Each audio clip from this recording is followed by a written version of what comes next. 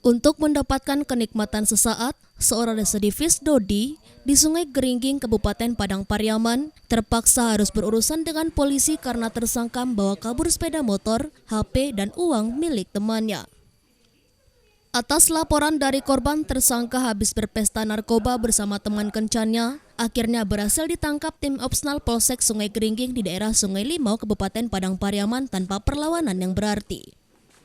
Tersangka mengakui perbuatannya setelah membawa kabur sepeda motor, 1 unit HP, dan uang sebanyak Rp2.300.000 milik temannya.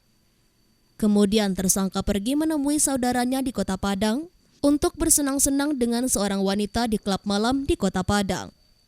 Untuk mempertanggungjawabkan perbuatannya, kini tersangka ditahan di Mapolsek Sungai Geringging. Tersangka akan dikenakan pasal 363 KUHP dengan ancaman hukuman 5 tahun penjara.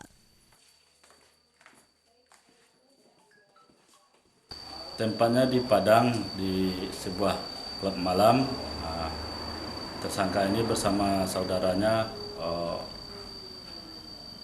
pergi bersenang-senang menggunakan narkoba dan membawa wanita malam.